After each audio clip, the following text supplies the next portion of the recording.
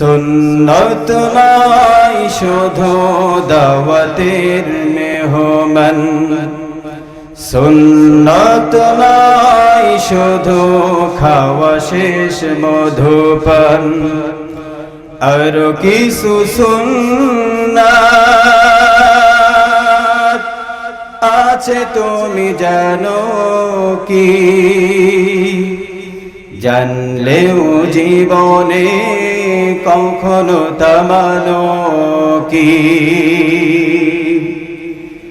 সুন্নত শুধু নয় মাজলুম সহায়ক, সুন্নাত উহুদের জালিমের প্রতিরোধ, সুন্নত শুধু নয় লাওয়ার কদু খাওয়া, আর সুন্নাত হলো অন্যায় বাধা দেওয়া, ঠিক কিনা? সুন্নাত শুধু নয় মেসরাতে যাওয়া, আর সুন্নাত হলো রাষ্ট্রনায়ক হওয়া, মুহাব্বতে তার সুদিনের সাথী তুমি, দুর্দিনেও তার পাশে থাকো কি? আর কিছু সুন্নাত আছে তুমি জানো কি? জানলেও জীবনে কখনো তা মানো কি? সুন্নাত কোরআনের সমাজ বিনির্মাণে বহির সকল পথ বাড়িয়ে চলা, সুন্নাত দাওয়াতের দিনের পাশাপাশি ইসলাম রক্ষায় হাতে তলোয়ার তোলা, ঠিক না বে ঠিক? সুন্নাত শুধু নয় মেসরাতে যাওয়া, আর সুন্নাত হলো পাথরের আঘাত খাওয়া, মুহাব্বতে তার খালিদ ওমর আলী আবু বকরের মতো পাশে থাকো কি? আর কিছু সুন্নাত আছে তুমি জানো কি? জানলেও জীবনে কখনো তা মানো কি? আলহামদুলিল্লাহ, বাংলাদেশের ঐতিহ্যবাহী জেলা সাতক্ষীরা সদর থানা মাগুরা তালতলা সিএনবি জামে মসজিদের উদ্যোগে বিশাল এই তাফসীরুল কোরআনুল কারীমের মাহফিলে সুযোগ্য সভাপতি, আজকের মাহফিলের আমন্ত্রিত উলামায়ে কেরাম এবং আমার সামনে উপস্থিত আছেন দূর দূরান্ত থেকে আগত দিনদার ফরেজগার মুত্তাকি ভাই ও বাবাজিরা। শুধু তাই নয়, স্কুল কলেজ ইউনিভার্সিটি মাদ্রাসার অধ্যয়নরত ভাইরা, মেধাবী ভাইরা এবং পর্দার অন্তরালে শ্রদ্ধা আমার মা ও বোনেরা, সকলকে ইসলামী সুন্নাত তরিকা অনুযায়ী সালাম জানাই। আসসালামু আলাইকুম ওয়া রাহমাতুল্লাহি ওয়া বারাকাতুহু। আমরা যেই কোরআন থেকে কথা শুনবো, এই কোরআনটা মানব রচিত। আরো জোরে বলেন, এই কোরআনটা নাজিল করেছেন কে?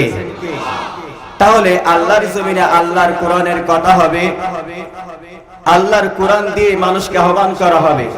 কোন দল, কোন মত, কোন নেতা, কোন এমপি, মন্ত্রী, মিনিস্টারদেরকে ভয় আমরা করি? আমরা একজনকে ভয় করি, তিনি কে? আলা লাহুল খালক ওয়াল আমর, সৃষ্টি যার আইন চলবে তার, সৃষ্টি যার আইন চলবে তার সৃষ্টি আমরা আল্লাহ। আর আমরাই যদি মানব রচিত আইনের পিছে পিছে যদি এতিম বাচ্চার মতো যদি ঘুরঘুর করে যদি ঘুরি, বলেন তো কিয়ামতের মাঠে এ জাতি নাজাত পাবে? আরো জোরে বলেন, পাবে? পাবে না। এই জন্য আল্লাহ রাব্বুল আলামিন বলেন, পৃথিবীতে একমাত্র বই হচ্ছে কোরআন, যেই কোরআনের তেলাওয়াত, যেই কোরআনের আওয়াজ পৃথিবীর ভিতরে সবচেয়ে বেশি। কথা বলে ঠিক কিনা? পৃথিবীর একমাত্র বই হচ্ছে কোরআন, যেই কোরআনের মুখস্থকারীর সংখ্যাও বেশি। পৃথিবীর একমাত্র বই হচ্ছে আল্লাহর কিতাব কোরআন, যেই কোরআনের কথা আল্লাহর জমিনে চলে বেশি। পৃথিবীর একমাত্র বই হচ্ছে আল্লাহর কোরআন, যেই কোরআন মানতে যে মানুষ নির্যাতনেরও শিকার হয় বেশি। পৃথিবীর একমাত্র বই হচ্ছে কোরআন, যেই কোরআনের কথা বলতে গিয়ে যারা একটি দুইটি বছর নয়, দীর্ঘ 50টা বছর আল্লাহর জমিনে আল্লাহর কোরআনের দাওয়াত দিয়েছে একমাত্র রবের খুশির জন্য, তারা আজকের বন্দি। কথা বলে ঠিক না বেঠিক? আমাদের ইমানি দায়িত্ব, ইমানের বলে বলিয়ান হয়ে আল্লাহর কসম, যদি আপনার আমার ভিতরে ইমানের চেতনা যদি না থাকে, যারা আল্লাহর কোরআনের কথা বলবে তাদেরকে নিস্তব্ধ করে দেওয়ার ষড়যন্ত্র করবে, জালিমের খাঁচায় বন্দী করে রাখা হবে, আর এই মুসলিম জাতি নাকে সরিষার তেল দিয়ে বাড়ি ঘুমাবে, এর চাইতে মনে হয় মরে যাওয়াই ভালো। এই কথা বলেন, কথা বলেন, এর চাইতে মরে যাওয়াই ভালো। আল্লাহ রাব্বুল আলামিন বলছেন যে জীবন দেওয়ার মালিক তো তোমাদের সেই রব, যিনি তোমাদেরকে সৃষ্টি করেছেন। জীবন দেওয়ার মালিক দুনিয়ার কেউ নয়, কারণ তোমার যখনই সময় হয়ে যাবে তখনই তোমাকে মৃত্যুবরণ করা লাগবেই লাগবে। 1 সেকেন্ড আগেও মরবা না, 1 সেকেন্ড পরেও মরবা না। শুধু তাই নয়, আল্লাহ রাব্বুল আলামিন কোরআনুল কারীমের ভিতরে বলছেন, বান্দা এই কোরআনের কথা, এই কোরআনের সুন্দর সুন্দর কথাগুলো যারা বলবে, ইতিপূর্বে যারাই বলেছে তাদের উপরে নির্যাতন হয়েছে, তাদের উপরেই হামলা মামলা হয়েছে, কিন্তু ওই বান্দাগুলো, যেই বান্দাগুলো ফাঁসির মঞ্চে যেও আল্লাহকে ভুলে যায় নাই, বাতিলের কাছে মাথা নত করে নাই, আল্লাহর সঙ্গে দিদার লাভের জন্য হাসি মুখে তারা ফাঁসির কাষ্টে ঝুলেছে, হাসি মুখে তারা বুক দিয়েছে, কিন্তু পিঠ তারা দেয় নাই। ঠিক কিনা? এই সকল বান্দাদেরকে তোমরা লক্ষ্য করো, যুগে যুগে কালে কালে যারা আল্লাহর জমিনে আল্লাহর দ্বীনটাকে প্রতিষ্ঠার আন্দোলন করেছে, তারা নির্যাতনের শিকার হয়েছে, বাতিলের চোখ তাদের উপরে পড়েছে, তাদের উপরে বাতিলের তীর তাদের বুকে ভেদ করার জন্য সব সময় ওত পেতে রাখত। শুধু তাই নয়, এমনকি আমার নবী, দয়ার নবী, মায়ার নবী, বিশ্ব নবীর উপরেও তারা জুলুম করেছে। আমার নবী ছিলেন এমন বিশ্বাসী, এমন ভালো নবী, ইতিপূর্বে এমন চরিত্র দিয়ে, এমন চরিত্রের সার্টিফিকেট দিয়া ইতিপূর্বে আমি কোন নবীকে পাঠাই নাই, এত সুন্দর করে আমি চরিত্রের সার্টিফিকেট দেই নাই।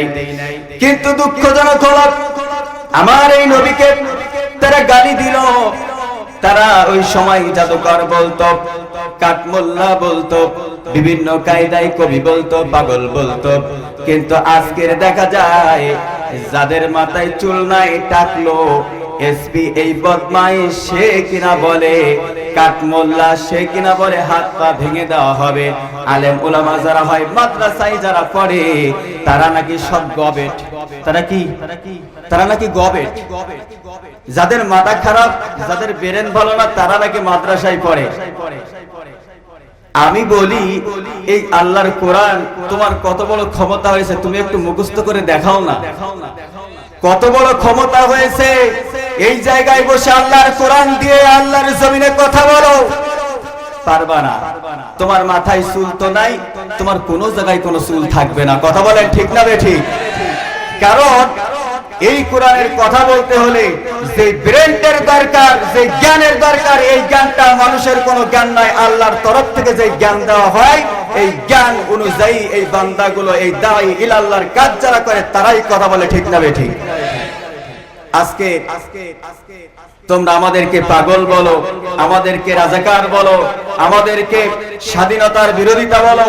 আজকে আমি বলি, যারাই স্বাধীনতার চেতনার কথা বলে, যারাই আমাদেরকে বলে তোমরাই স্বাধীনতার বিরুদ্ধে, আমি বলি তোমরাই বরঞ্চ স্বাধীনতার বিরুদ্ধে, স্বাধীনতার চেতনার বিরুদ্ধে।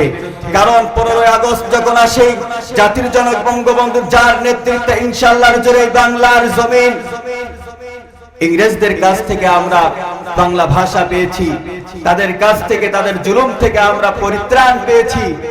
আজকের সেই মানুষটার জন্য এই আলেম সমাজ 15 আগস্ট তারা দোয়া করে, মসজিদে মসজিদে তারা দোয়া করে, নামাজের পরে দোয়া করে, আর তোমরা গান বাজনা করো।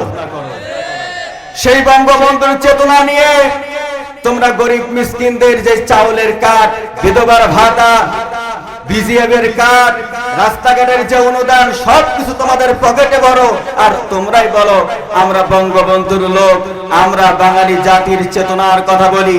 এরা ডাহা মিথ্যা কথা ছাড়া এই মানুষের সাথে আর কিছুই হতে পারে না। কথা বলেন ঠিক না বেঠিক?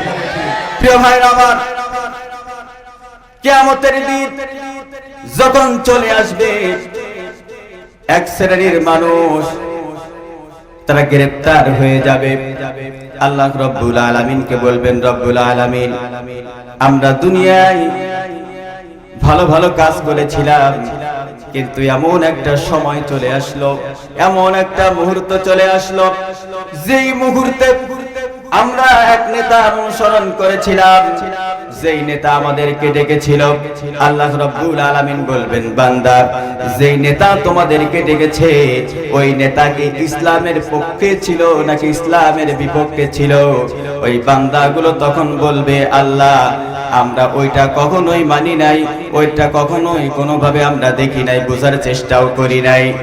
আল্লাহ রাব্বুল আলামিন বলবেন, বান্দারা, আজকের এমন একটা দিন, কোন আমল আজকের কাজে লাগবে না। যদি তোমার দুনিয়ার ওই আমলটা যদি ভালো হয়, যদি তোমার ভালো কোনো আমল থাকে, আজকের ওই আমলটাই কাজে লাগবে। আজকের যতই আফসোস করো না কেন, নেতার দোহাই দাও না কেন, কোনো কিছুতেই কাজ হবে না। যদি তোমার দুনিয়ার ওই নেতা যদি ইসলামের পক্ষে থাকতো, দুনিয়ার ওই নেতা যদি ইসলাম বিরুদ্ধে কাজ যদি না করত, তাহলে আমার সঙ্গে তোমার রিকোয়েস্ট করা লাগতো না, আমার দিদার লাভের জন্য তোমাকে অপেক্ষা করা লাগতো না, আমার কাছে সাহায্য চাওয়া লাগতো না, তোমাকে আমি বিনা হিসেবে আমার জান্নাতে দিয়ে দিতাম। কিন্তু তুমি ভুল করে ফেলেছো, তুমি এমন নেতার পিছনে তুমি দৌড় মেরেছো, যেই নেতার কোনো আমল ছিল না, যেই নেতার নামাজ ছিল না, যেই নেতা সব সময় আল্লাহর কোরআনের বিরুদ্ধে আচরণ করেছে, যেই নেতা সব সময় আলেমের বিরোধিতা করেছে, যেই নেতা সব সময় মূর্তি পূজা করেছে, আল্লাহর জমিনে আল্লাহর দ্বীন প্রতিষ্ঠার আন্দোলন যারা করেছে তাদের বিরুদ্ধে তারা ষড়যন্ত্র করেছে, এমন নেতার তুমি অনুসরণ করেছো, আজকের খবরদার, খবরদার, আমার কাছে কোনো সাহায্য তুমি পাবে না, কোনো সাহায্য পাবে না। প্রিয় ভাইরা আমার, আজকের একটা কথা আপনাকে আমাকে বুঝতে হবে। কথাটা হচ্ছে এই, আমরা মনে করি যারা মূর্তি পূজা করে তারাই মুশরিক। এই কথা বলেন, কথা বলেন, যারা মূর্তি পূজা করে তারা কি মুশরিক? যারা আল্লাহর সামনে বাদ দিয়ে কোন মানুষের সামনে, কোন মূর্তির সামনে যারা মাথা নত করে তারা কি মুশরিক।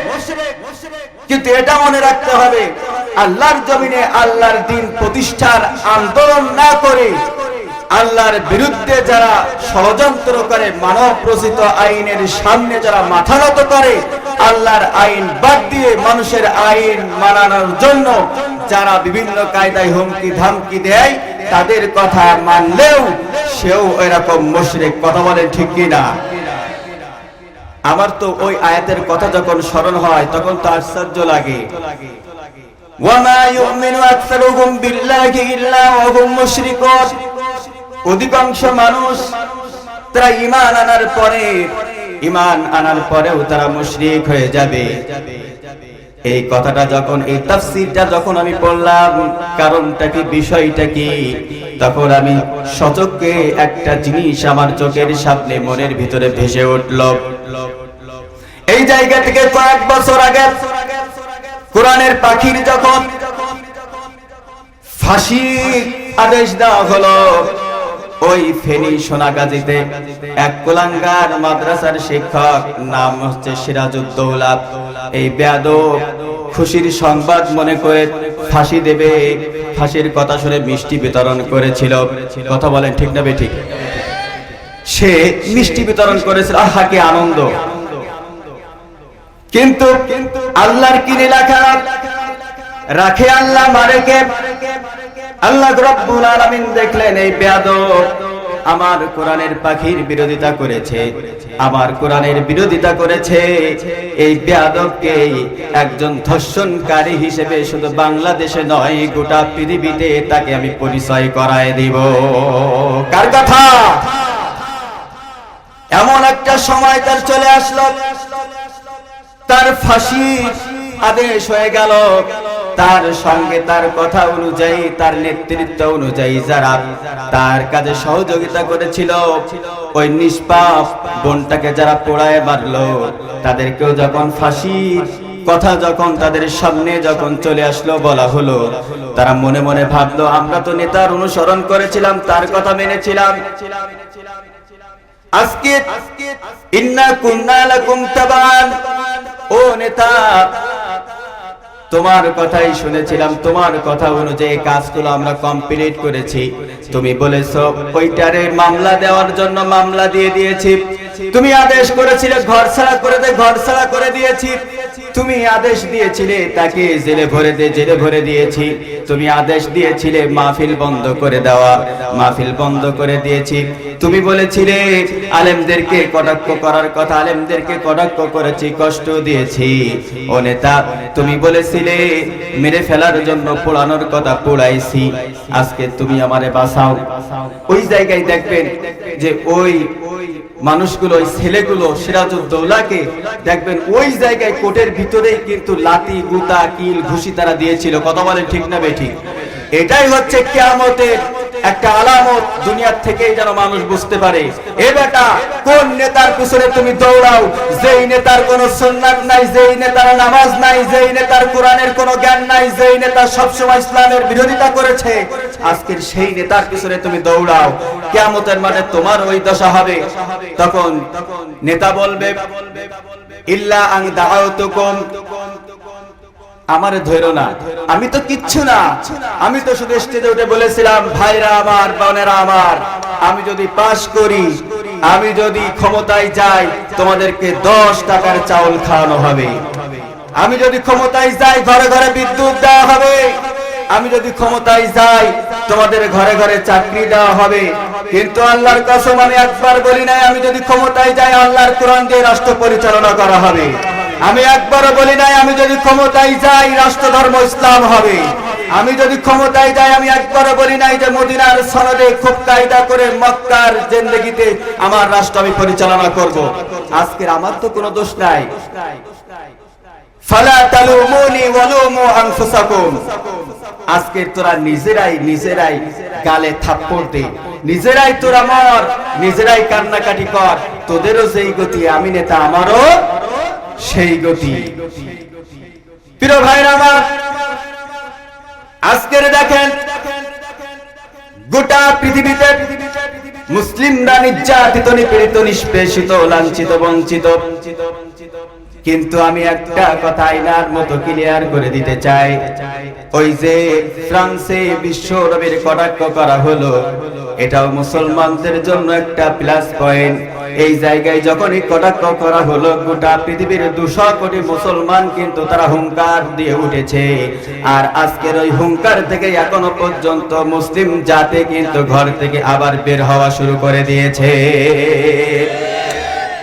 আজকের দেখেন বাংলাদেশে অনেক জায়গায় মাহফিল হচ্ছে, মাহফিল বন্ধ করে দেওয়ার জন্য ষড়যন্ত্র করতেছে, কিন্তু আল্লাহর এই গোলামেরা, আল্লাহর এই কোরআন প্রেমিক, রাসূল প্রেমিক সৈনিকেরা তারা কিন্তু জুতার বাড়ি দিয়ে অপমান করে তাদেরকে বিতাড়িত করতেছে।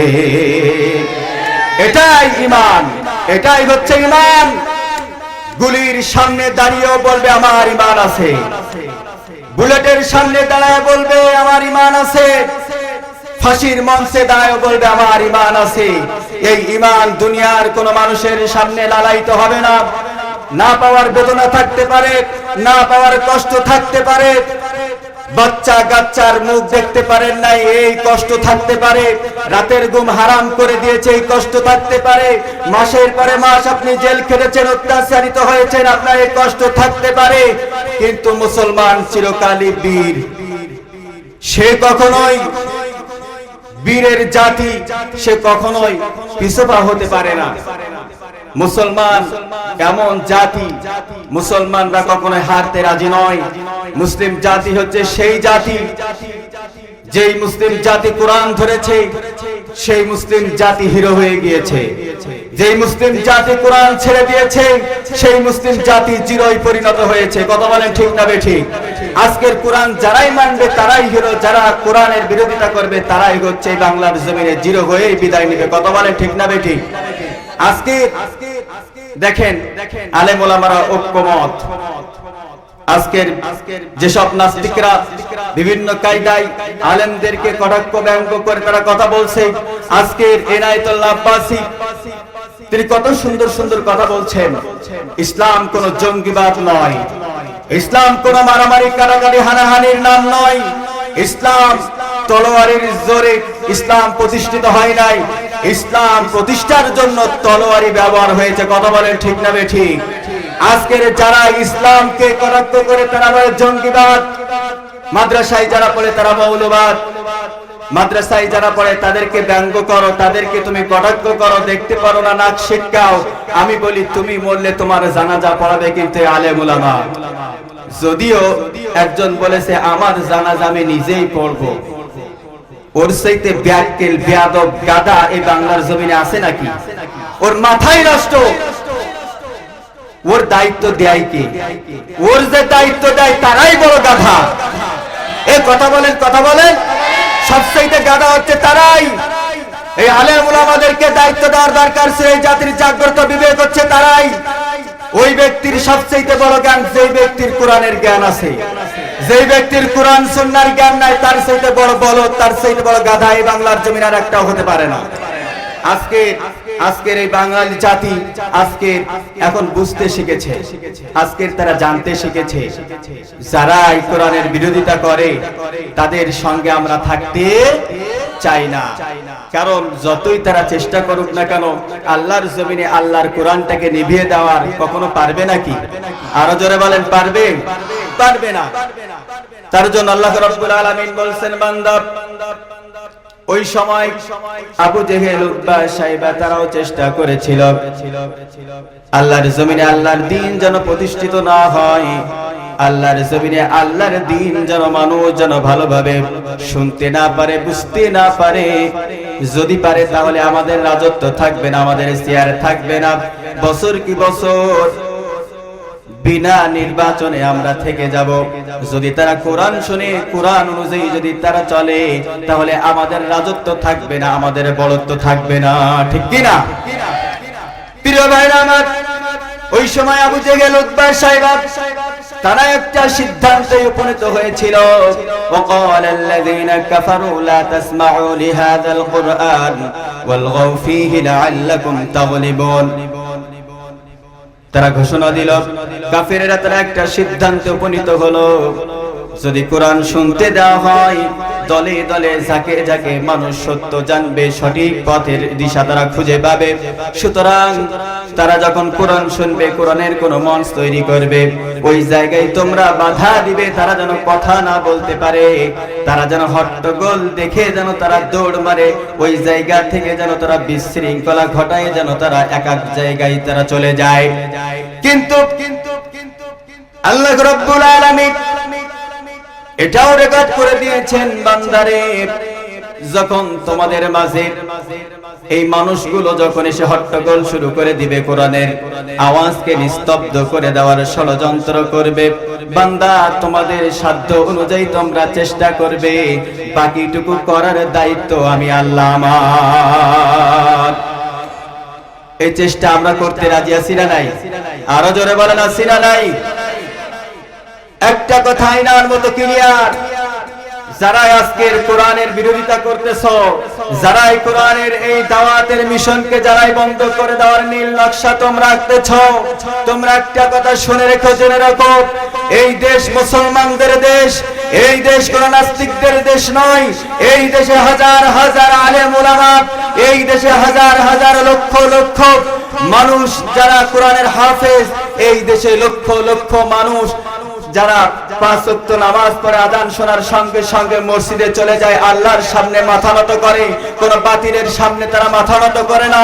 তোমরা শুনে রেখো, জেনে রাখো, এই মুসলিম তাওহীদি জনতা যদি একবার খেপে যায়, মাথায় কাপড়ের কাপড় বেঁধে তোমাদেরকে এমন পিটানো পিটাবে, মামুর বাড়ি দিল্লি যেতে তোমরা বাধ্য হবে।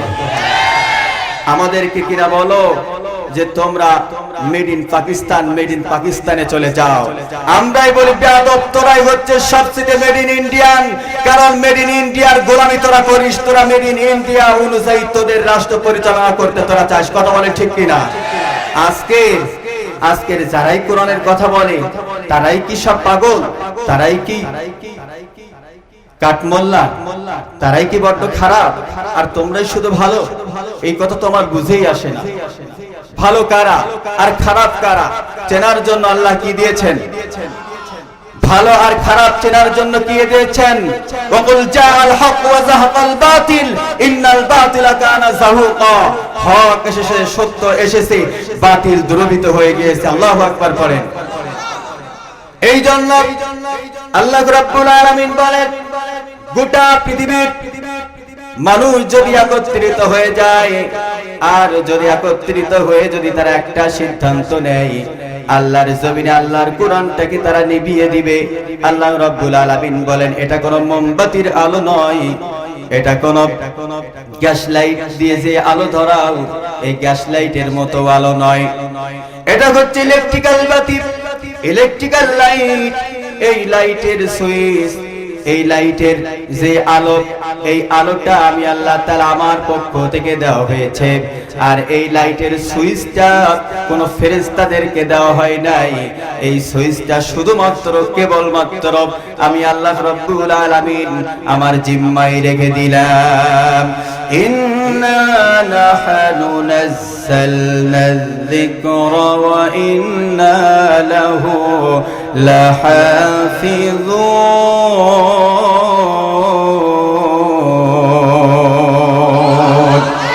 রব্বুল আলামিন বলেন, যারা এই কোরআনটাকে নিভিয়ে দেওয়ার ষড়যন্ত্র করবে, নীল নকশা আঁকবে, আল্লাহ রাব্বুল আলামিন বলেন, ইউরিদুনা লিইউতফিউ নূরাল্লাহি বিআফওয়াহিহিম ওয়াল্লাহু মুতিম্মু নূরিহি ওয়ালাউ কারিহাল মুশরিকুন। মুশরিকরা, কাফেরেরা তথা সমস্ত বেঈমানেরা যদি একত্রিত হয়ে আমার এই নূরটাকে, আলোটাকে নিভিয়ে দেওয়ার ষড়যন্ত্র করে, কখনোই তাদের পক্ষে সম্ভব নয় আমার কোরআনটাকে নিভিয়ে দেওয়া। এই জন্য আল্লাহ রাব্বুল আলামিন কোরআনে হাকিমের ভিতরে বলছেন, বান্দা শুনে রেখো, জেনে রেখো, তোমাদেরকে বিভিন্ন কায়দায় ভয় দেখানো হবে, বিভিন্ন কায়দায় তোমাদেরকে পথভ্রষ্ট করার জন্য তারা সন্ত্রাসী করবে। তারা এক কায়দায় তোমাদেরকে আল্লাহর পথ থেকে, রাসূলের আদর্শ থেকে নিয়ে যাওয়ার জন্য তোমাদেরকে টাকার লোভ দেখাবে, ক্ষমতার লোভ দেখাবে, গাড়ি বাড়ির লোভ দেখাবে। কিন্তু খবরদার, খবরদার, ওই বাড়ির কথা তোমরা ভুলে যেও না, ওই গাড়ির কথা তোমরা ভুলে যেও না, যেই গাড়িতে উঠে তোমরা সোজাসুজি বাড়িতে যাবে, তোমাদের জান্নাতের বাড়ি। আজকে আমরা দুনিয়ার লালায়িত হয়ে, দুনিয়ার মোহে পড়ে আজকে আমাদের ঈমানটাকে আমরা বিক্রি করে দিয়েছি। কথা বলে ঠিক না বেঠিক? এই জন্য আজকে আমাদের এই লোভ, এই লালসা হওয়ার একটাই কারণ আমি খুঁজে পেয়েছি, আমরা মৃত্যুকে ভুলে গিয়েছি। কথা বলেন ঠিক কিনা? আল্লাহ রাব্বুল আলামিন বলেন যে বান্দা যদি মৃত্যুর কথা স্মরণ করত, বান্দা যদি মনে করত যে আমাকে মরাই লাগবে, ওই বান্দা কখনোই আল্লাহর পথ থেকে বিন্দু পরিমাণ সে সরে দাঁড়াতো না। এই জন্য আমি আপনাদের সামনে সুন্দর করে কিছু আলোচনা করার নিয়ত করেছি। আপনারা আমার জন্য দোয়া করবেন যেন আমি এই আলোচনাটা আপনাদেরকে বলতে পারি।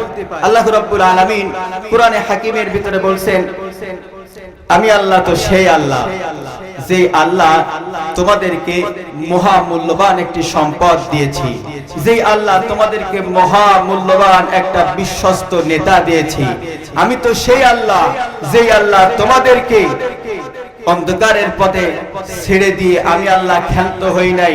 আমি আল্লাহ আবার অন্ধকার থেকে আলোর পথ দেখানোর জন্য হুদাল্লিন নাসি ওয়া বাইয়িনাতিন মিনাল হুদা ওয়াল ফুরকান, ফুরকান নামক একটা কিতাব নাযিল করেছি। চিল্লায় বলা যাবে না আল্লাহু আকবার। এই জন্য আল্লাহ রাব্বুল আলামিন বলছেন, বান্দা যদি তারা মৃত্যুর কথা স্মরণ করে তাহলে কখনোই তারা আল্লাহর পথ থেকে, আল্লাহর কোরআনের দিক নির্দেশনা থেকে কখনোই তারা পিছপা হবে না। আল্লাহ রাব্বুল আলামিন বলছেন, বান্দা মৃত্যুকে স্মরণ করো। এই মৃত্যু নিয়ে আমি 8টি বৈশিষ্ট্য আমি বের করেছি। মৃত্যুর 8টি বৈশিষ্ট্য। নাম্বার 1 হচ্ছে, মৃত্যুর প্রথম বৈশিষ্ট্য হচ্ছে এটি এমন একটি পেয়ালা, এমন একটি জিনিস, এমন একটি বিষয় যা সকলকেই এই মৃত্যুর পেয়ালা পান করা লাগবে। পৃথিবীতে কেউ এমন নাই যে ব্যক্তি বলতে পারবে না আমি মৃত্যুবরণ করব না, আমি মরব না। এরকম কি কেউ বলতে পারবে? আরো জোরে বলেন, পারবে? মৃত্যুর স্বাদ অবশ্যই অবশ্যই তাকে আস্বাদন করাই লাগবে। মৃত্যু তাকে অবশ্যই অবশ্যই গ্রাস করবেই। প্রিয় ভাইরা আমার, এই জন্য আল্লাহ রাব্বুল আলামিন কুরআনুল কারীমের ভিন্ন ভিন্ন 3টা আয়াতে বলছেন, কুল্লু নাফসিন যায়িকাতুল মাউত। মৃত্যু হচ্ছে এমন একটি পেয়ালা, মৃত্যু হচ্ছে এমন একটা বিষয়, প্রতিটা জীবকে, প্রত্যেকটা মানুষকে এই মৃত্যুর স্বাদ আস্বাদন করা লাগবে। কোন মানুষ এই মৃত্যু থেকে পালাতে পারবে না। এই জন্য কবি তার ভাষায় সুন্দর করে বলেছেন, আল মাউতু কাসুন কুল্লু নাসিন দাখিলুন ওয়াল কবরু বাইতুন কুল্লু নাসিন শারিবুন। মৃত্যু হচ্ছে এমন একটা পেয়ালা, মৃত্যু হচ্ছে এমন একটা বিষয়, প্রত্যেকটা আদম সন্তান মৃত্যুবরণ করবে। আর এমন একটা বাড়িতে তারা যাবে যেই বাড়িটার নাম হলো কবর। এই কবরের ভিতরে প্রত্যেকটা মানুষ একদিন না একদিন এই বাড়ির ভিতরে প্রবেশ করবে। এই বাড়ির ভিতরে প্রত্যেকটা মানুষ একদিন না একদিন প্রবেশ করবেই করবে, এতে কোনো সন্দেহ নাই। এই জন্য আল্লাহ রাব্বুল আলামিন বলেন, কবরটা বড় ভয়ানক জায়গা, এই কবরের জিন্দেগিটা বড় ভয়ানক। এই কবরে তোমাদেরকে যাওয়াই লাগবে। এই কবর তোমার ঠিকানা হবে শেষ ঠিকানা।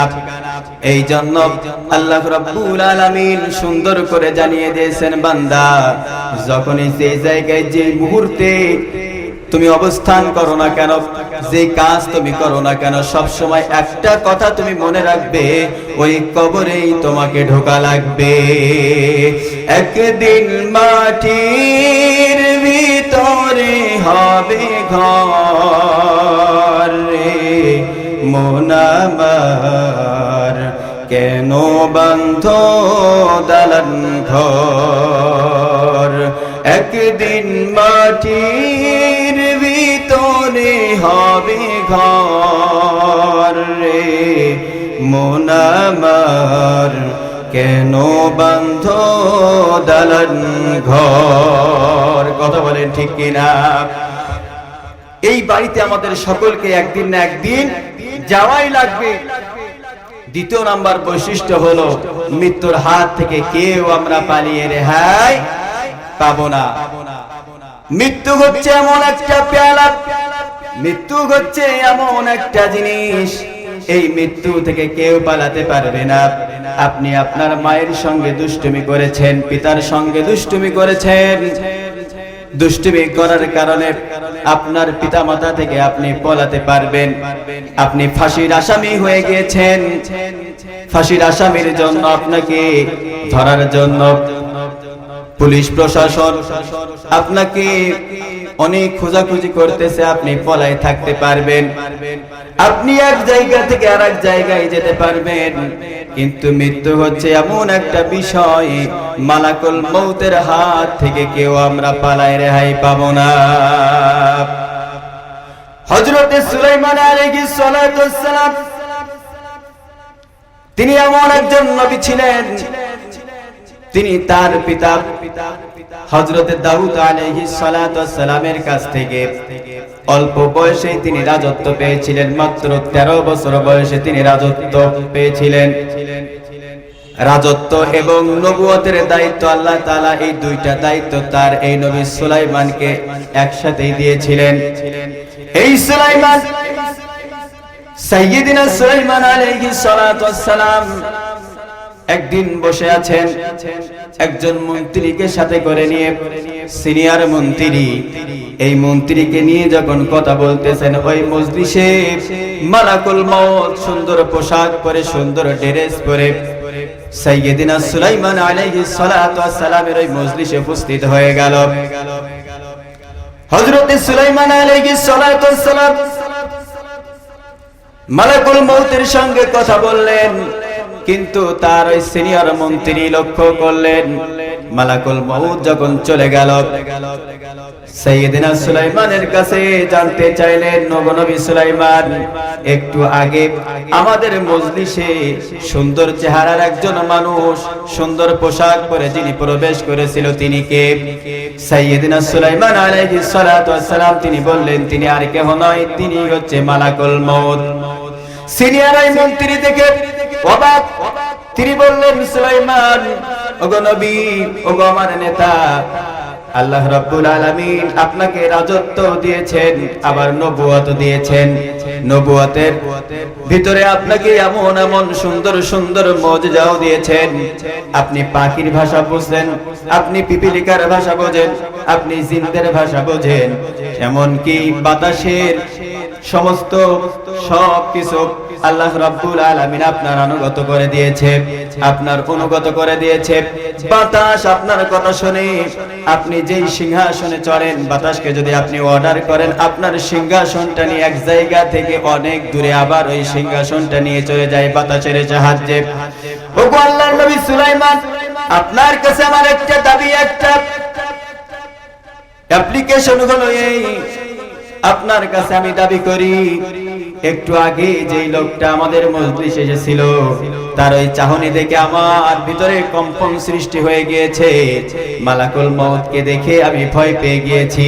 ওগো আল্লাহর নবী সুলাইমান, আপনার কাছে আমার একটা দাবি, আপনার বাতাসকে অর্ডার করেন, আমাকে যেন এই দেশ থেকে হিন্দুস্তানের দূরবর্তী কোনো একটা জায়গায় আমাকে রেখে দিয়ে আসে, কারণ ওই ব্যক্তি যদি আমার সামনে যদি আর কোনোদিন যদি আসে, তাহলে নির্ঘাত আমার মনে হয় কেমন জানি আমি আর বাঁচব না।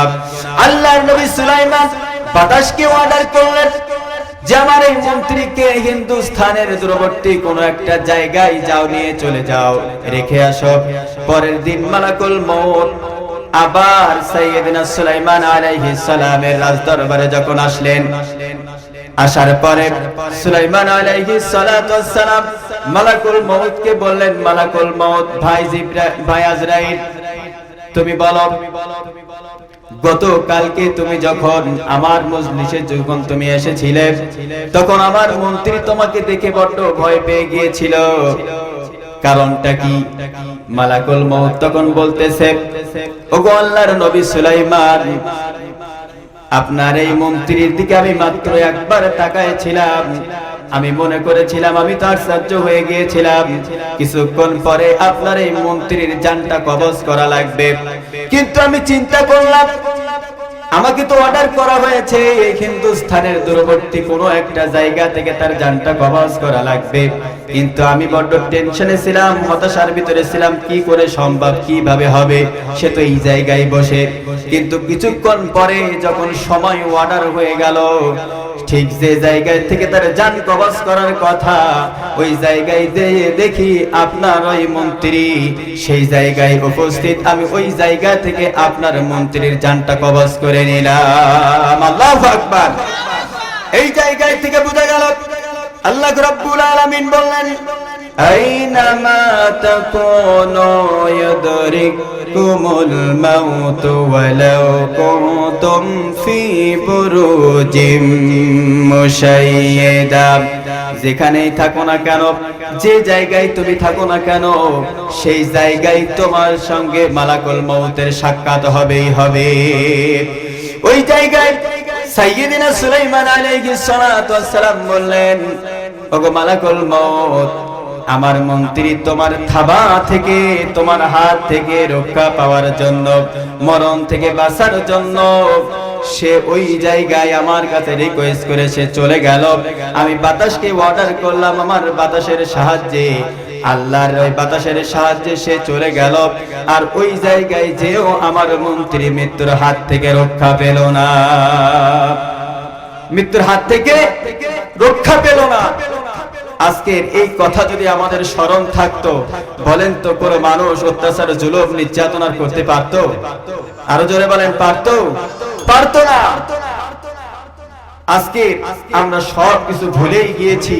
আজকের আমাদের অতীত ভুলে গিয়েছি, আমাদের ভবিষ্যৎ ভুলে গিয়েছি, আমাদের যেই ঠিকানা, এই ঠিকানাটাও আমরা ভুলে গিয়েছি যে আমাদের কোথায় যাওয়া লাগবে আর কোথায় আমরা এখন অবস্থান করছি। কথা বলে ঠিক কিনা? প্রিয় ভাইরা আমার,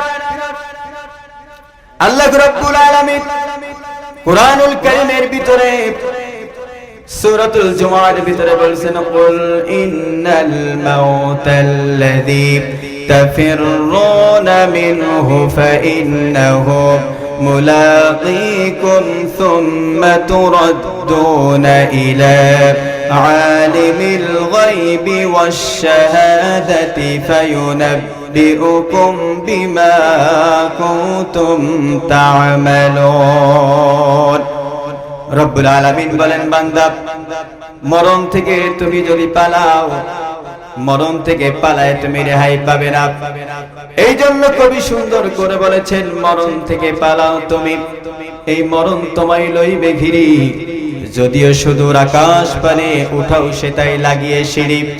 এই মহারোগের কোনো ঔষধ নাই, এই মহারোগের কোনো চিকিৎসক নাই, নাই সে ঔষধ জগতে। খুঁজিয়া কাতর হইলে কি হবে, পারিবে না তারে ফেরাতে।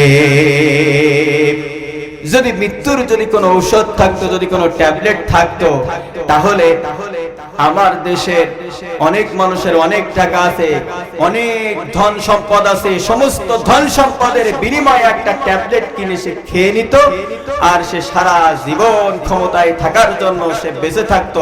অত্যাচার জুলুম নির্যাতন এর চাইতে 180 মাইল বেগে তখন আরো চলতো। কথা বলেন ঠিক কিনা? এখন তাই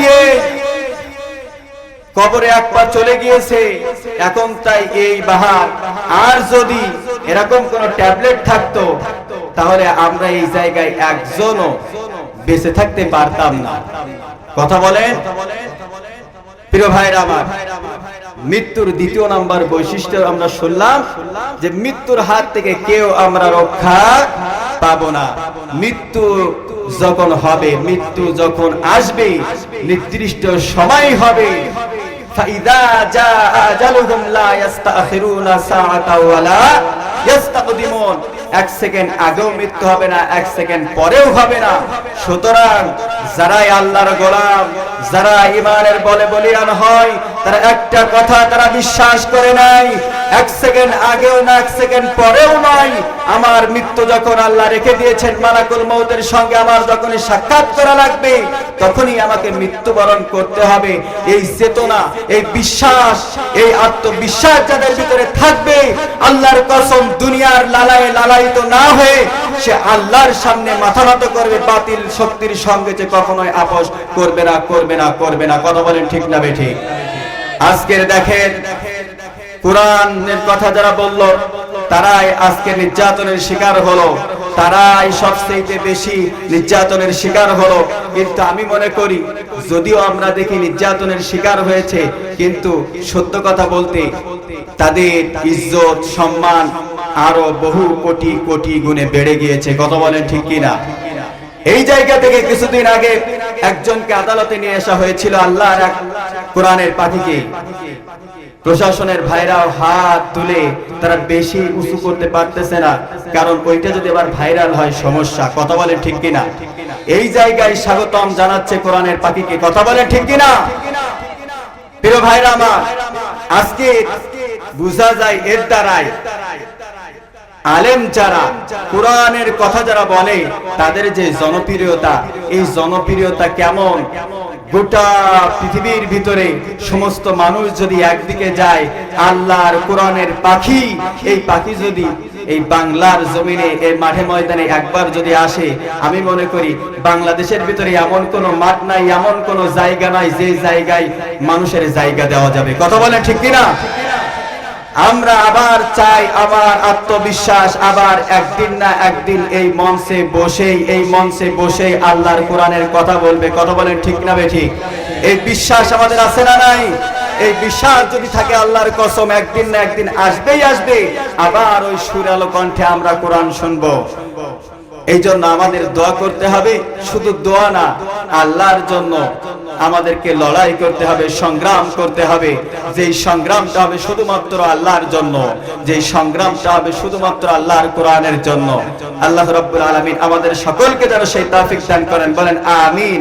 কিন্তু দুঃখজনক হলো সত্য, এই মুসলিম জাতি সব কিছু দিতে রাজি, কিন্তু আল্লাহর রাস্তায় কিছু ব্যয় করতে রাজি না। কথা বলেন ঠিক না বেঠিক? তারা জান্নাতের জন্য তাদের ধন সম্পদকে তারা বিক্রি করে দিয়েছে। তাদের ধন সম্পদের মায়া তাদের কলিজার ভিতরে ছিল না। সমস্ত মায়া মহব্বত তারা বিসর্জন দিয়ে আল্লাহর ভালোবাসার জন্য, আল্লাহর জান্নাত পাওয়ার জন্য, আল্লাহর জান্নাতের জন্য সমস্ত সবকিছু তারা বিক্রি করে দিয়েছে। তেমন একজন সাহাবী, আল্লাহর নবী, বিশ্ব নবী জনাবে মুহাম্মদ রাসূলুল্লাহ সাল্লাল্লাহু আলাইহি ওয়াসাল্লাম মদিনার জিন্দেগিতে একজন এতিম সাহাবী, এই এতিম সাহাবীর একটা খেজুরের বাগান ছিল। তার পাশে আরেকজন ব্যক্তির খেজুরের বাগান ছিল, নাম হচ্ছে আবু লুবাবা। যখন দুইজনের একই জায়গায় খেজুরের গাছ লাগানো, একই জায়গায় ক্ষেত, যখন আবু লুবাবা ওই জায়গা থেকে একটা খেজুর গাছ বাড়তে বাড়তে এই এতিম ছেলের সীমানার মধ্যে যখন ঢুকলো, তখন এই এতিম ছেলে আবু লুবাবাকে একটা অফার দিল, ওগো আবু লুবাবা, ওগো আল্লাহর নবীর সাহাবী, যেহেতু তোমার একটা খেজুর গাছ আমার সীমানার ভিতরে চলে এসেছে, হয় তুমি আমারে দান করে দাও, তা না হলে আমার কাছে তুমি বিক্রি করে দাও। আবু লুবাবা ওই সাহাবী রাজি হলো না। বিশ্ব নবীর কাছে ওই এতিম ছেলেটা, এতিম আল্লাহর গোলামটা বিশ্ব নবীর কাছে যে বিচার দিল, ইয়া রাসূলুল্লাহ, ইয়া হাবিবাল্লাহ, আবু লুবাবার যে খেজুর বাগান আর আমার খেজুর বাগান একই জায়গায়, এক আলেপ, কিন্তু তার একটা খেজুর গাছ আমার সীমানার ভিতরে প্রবেশ করেছে। ওগো আল্লাহর নবী, আপনার কাছে আমার একটাই দাবি, হয় সে আমার কাছে বিক্রি করে দিক, তা না হলে সে আমাকে দান করে দেয় যেন। ইয়া রাসূলুল্লাহ, ইয়া হাবিবাল্লাহ, এটা যদি না হয়, আজ না হল কাল কিন্তু ঝগড়া লাগলেও লাগতে পারে। এরকম আমাদের সমাজে ঝগড়া লাগে কিনা? এই জন্য বিশ্বনবীর কাছে বলছে, ইয়া রাসূলুল্লাহ, হয় সে আমার কাছে যেন বিক্রি করে দেয়, তা না হলে সে যেন দান করে দেয়। আবু লুবাবাকে ডাকলেন। ডাকার পরে বিশ্বনবী বলতেছেন, আবু লুবাবা, তুমি তোমার ওই ভাইটাকে যদি ওই খেজুর গাছটা দান করে দাও, তাহলে জান্নাতে তোমার জন্য আমি একটা খেজুর গাছের জিম্মাদার হয়ে যাব। সুবহানাল্লাহ পড়ে, আরো জোরে বলেন সুবহানাল্লাহ। কিছুতেই আবু লুবাবা রাজি হলো না। কিন্তু আল্লাহর নবীর আরেকজন সাহাবী আবু দাহদা রাদিয়াল্লাহু তাআলা আনহু, তিনি পাশে ছিলেন। তার কানে চলে আসলো, ওই সময় সবচাইতে বড় যে খেজুরের বাগানটা তার ছিল আবু দাহদা রাদিয়াল্লাহু তাআলা আনহু। আবু দাহদা রাদিয়াল্লাহু তাআলা আনহু ওই খেজুর বাগানের ভিতরে তার সুন্দর একটা বাড়ি ছিল, একটা কুয়া ছিল, সুন্দর একটা বাগান বাড়ি ছিল। আল্লাহর নবীর কাছে সে বলতেছে, ওগো আল্লাহর নবী, ওগো মুহাম্মদ, ওগো প্রিয় নবী, আপনার মুখ থেকে আমি যেই কথাটা শুনেছি, আপনি আবু লুবাবাকে যে অফারটা দিয়েছেন, সে যদি ওই খেজুর গাছটা যদি দান করে দেয়, আপনি জান্নাতের ভিতরে তার জন্য একটা খেজুর গাছের জিম্মাদার হয়ে যাবেন।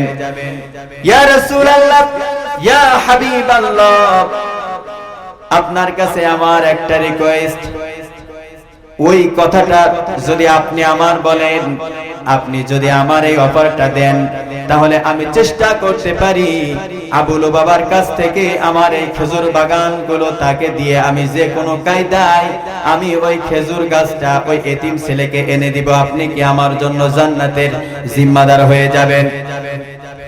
আল্লাহর নবী তখন বললেন, ও আবু দাহদা, হ্যাঁ অবশ্যই, কেন, তুমি কি পারবে?